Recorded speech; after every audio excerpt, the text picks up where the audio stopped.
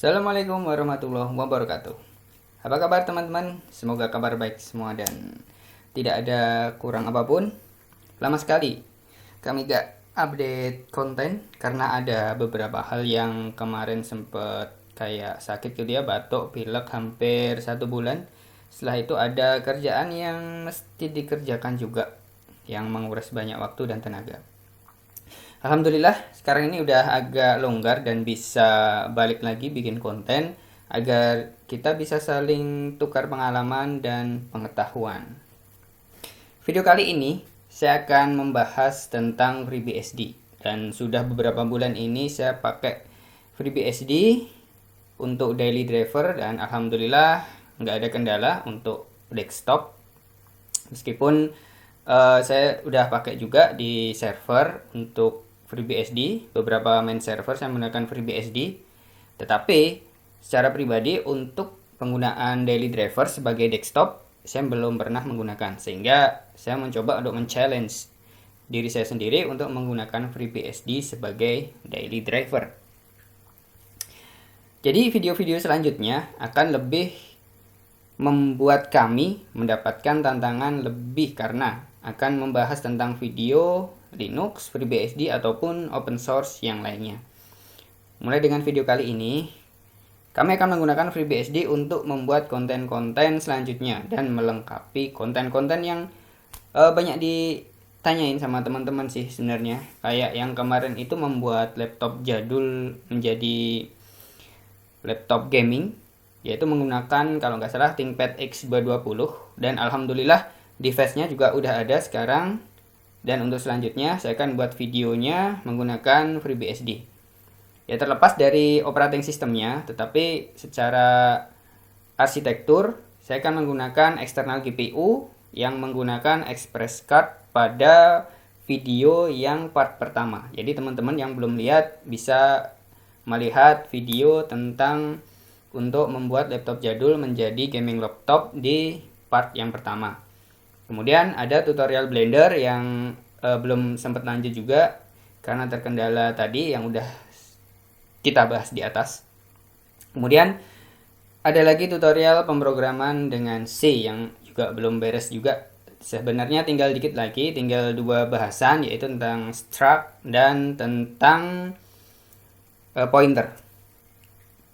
Kemudian sebelum lanjut ke konten-konten yang masih menjadi tanggungan, ada baiknya kita berbagi tentang FreeBSD. Jadi sedikit tentang FreeBSD. Jadi FreeBSD itu sebenarnya adalah sistem Unix-like seperti Linux.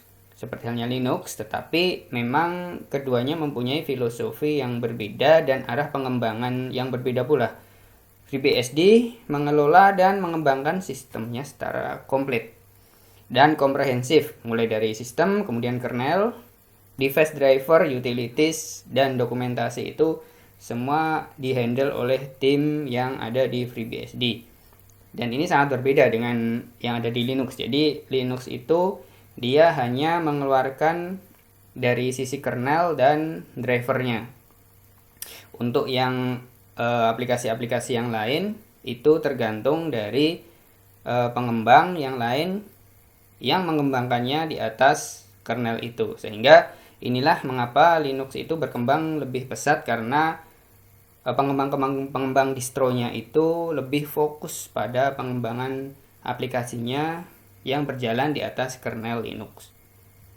Kemudian yang paling mencolok lagi adalah dari segi lisensi. Linux menggunakan lisensi GPL seperti yang kita tahu ya. Jadi sering disebut sebagai copyleft.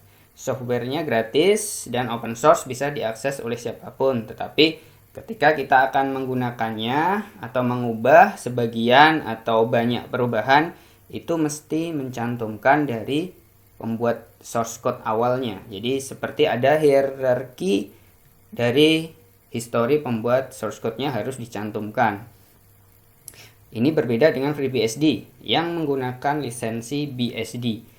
Jadi bisa dikatakan semacam bebas sebebas-bebasnya ya, bebas sebebas-bebasnya untuk mengubah, memperjualbelikan lagi tanpa harus mencantumkan nama pembuat atau pengembang sebelumnya.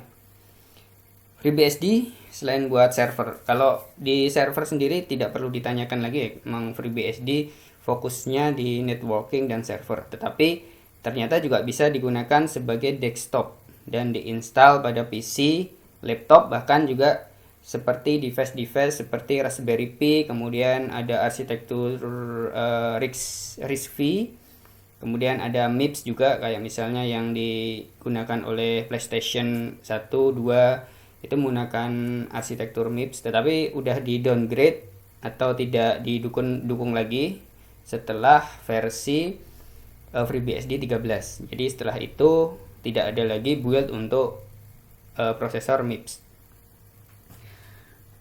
Kemudian FreeBSD juga ada banyak desktop environment-nya seperti di Linux, karena udah banyak sekali aplikasi yang diporting juga ke FreeBSD. Misalnya kayak KDE Plasma, kemudian Genome, ada juga SFCE, Cinnamon yang ada di Linux Mint juga bisa jalan di FreeBSD, kemudian WEM, OpenBox, dan masih banyak lagi.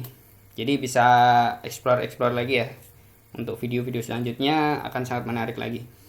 Kemudian untuk networking pada FreeBSD tidak perlu diragukan lagi ya kemampuannya. Dan untuk produk-produk yang menggunakan FreeBSD juga tidak main-main. Kita sebut saja ya seperti WhatsApp. Itu servernya menggunakan FreeBSD juga dulu. Sekarang juga masih menggunakan FreeBSD. Kemudian IBM, Nokia, Juniper Network, dan NetApp. Bahkan produk-produk Apple, jadi produk-produk Apple itu ya yang sangat ikonik itu dikembangkan tuh berdasarkan dari Darwin yang berasal dari pengembangan FreeBSD. Dan jangan lupa kayak PlayStation 4 juga menggunakan FreeBSD 9 untuk membangun operating sistemnya. Ya, jadi nggak ada salahnya kita belajar tentang FreeBSD untuk daily driver, karena memang secara sejarah, dari secara histori itu ya, udah digunakan oleh banyak sekali perusahaan-perusahaan besar.